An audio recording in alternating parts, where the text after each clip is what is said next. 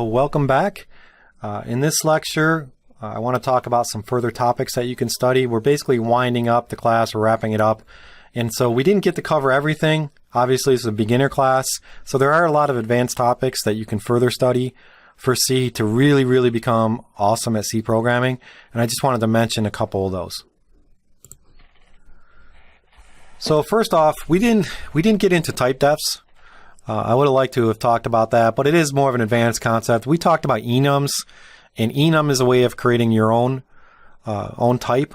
But specifically in C, there's a keyword called type def, and you can create your own data types. This is very useful, more of an advanced concept. You could definitely learn more about that. There's a lot more information on the preprocessor that you can learn about, specifically string concatenation. The preprocessor, remember, that runs before the compiler. We learned about the define statement. We learned about a couple other things here and there, but the preprocessor can be a whole nother section with a lot of more information on it. You can use it basically to optimize a lot of your code so that you can run it beforehand. You can do inline functions that run in the preprocessor, all a bunch of nice concepts. There's a lot more on void stars. Void stars, remember, allow a lot of flexibility. In particular, the malloc function returns a void star. We could create functions, take void pointers and pass the void pointers around to make them more flexible. There's a lot more we can study on that. Static libraries and shared objects. We didn't talk about this concept of a library. We use libraries when we link. Specifically, a lot of the libraries are defined in the C standard libraries. But you can create your own libraries.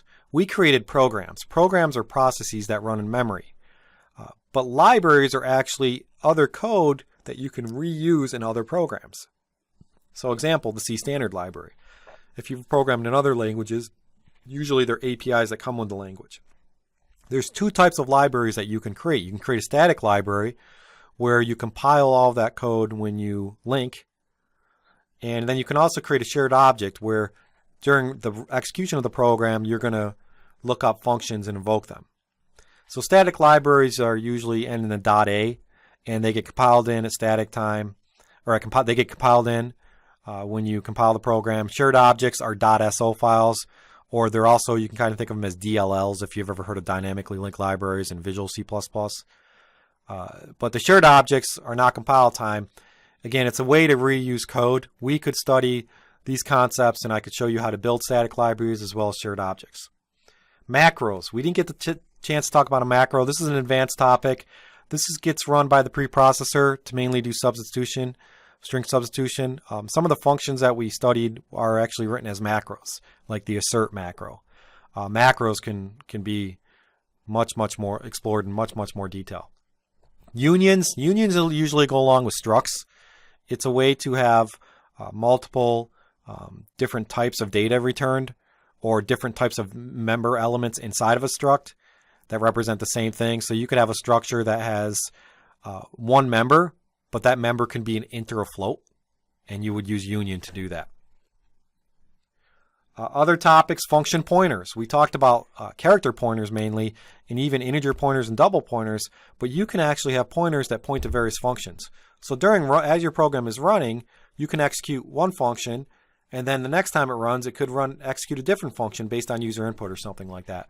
Function pointers are a whole other topic. Advanced pointers, there's a lot more to pointers than what we've discussed. We discussed the basics of pointers, but we could talk about pointers in much more detail. There are actual pointers to pointers, so there's double pointers, and that is a more advanced topic. Variable arguments to functions, these are referred to as variadic functions. We use the printf function that has a variable number of arguments, but we didn't define any functions that we had variable number of arguments. We could explore that concept, very useful. Dynamic linking. This is when you open up a library at runtime and you don't actually, it's a little different than a shared object. You can open up libraries at runtime and it increases performance and it makes your executable programs smaller. So DLM open, there's an actual library call to do this. Signals, forking, inter-process communication. This can all be explored. Inter-process communication is when you have two programs and they want to communicate.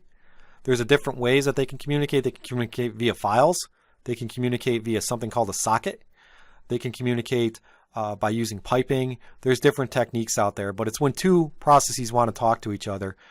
Forking is where you can create another process. There's libraries to create other processes in your code. If you were to create another process in your code, it would have its own address memory space, and it can make your program a little bit more efficient. And then signals we didn't get into a lot of, but signals are used for debugging and to generating different messages to different programs. Threading and concurrency, another advanced topic that you want to study. This allows multiple execution points inside your program. It allows you to run code almost at the same time. So it's an efficiency type thing. If you have a long running task that you need to do in your program, such as monitoring data or waiting for data, or maybe your task is reading a huge file, you can create another thread to do that and then still execute other parts of your program in conjunction at the same time. Sockets are used for networking. Sockets would be used if you wanted to connect to another computer and get data from that other computer. Networking is very, very big because we have the internet and everything else. So you can learn all about sockets in C as well.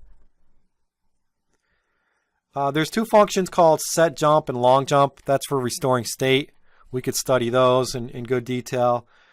More on memory management and fragmentation. This isn't just about malloc, but this is how you can manage your memory and put it on the heap or the stack.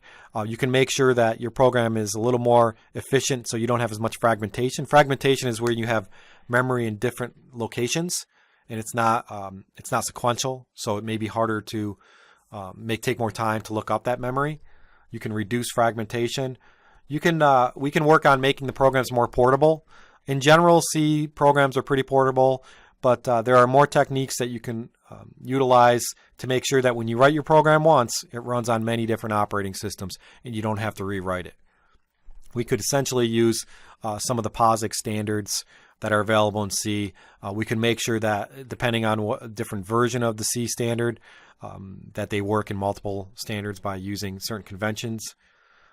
We could also write programs that directly interface with the kernel. Remember, the kernel is the brains of the operating system. The kernel does contains all the drivers. It contains all sorts of calls to lower level memory functions. It does a lot of different information. So the kernel has specific functionality where you can interface with it in your C program. This would be low level embedded stuff. So we could use calls like IO controls. We could create drivers to talk with hardware directly. There's a lot more on the compiler and different flags that you can pass to the compiler or the linker, which again makes your program more efficient. We didn't get a chance to talk about a lot of different various flags. We mainly we talked about the dash wall and some other basic ones, but nothing more advanced. We talked about the debugger and how to debug applications. The debugger in code blocks was through the graphical user interface. But the real advantage of a debugger is under the hood it uses GDB. GDB is the GNU debugger. And we only talked about breakpoints and using it through the graphical user interface, but you can actually do a ton more with GDB. We could go through the GDB debugger from the console, issue different commands, do a lot more with the core file, understanding how to read the core file using GDB. A lot of nice advanced topics there. Profiling and tracing tools. We didn't get to talk about some static analyzers, some tools that can analyze your code before you run your program to see if there's any dead code or if there's any bad programming practices. And then tracing tools as well, strace, dtrace, gprofile. Those are all important tools you can use with C to help you debug and help you measure efficiency or how much memory you're using or the performance of your program. There's other additional memory debugging tools such as valgrind. This helps when you have like race conditions or you have memory corruption problems. A lot of times when you're managing your memory and you have buffer overflows or you have memory leaks, it's very, very hard to find those. So there's tools out there that can help you find those, such as valgrind. And so there's a lot of different topics that you can explore to become an expert in C. We touched on the basics. We touched on the really, really important stuff to get started. But with these additional topics, you can become an expert. Thank you.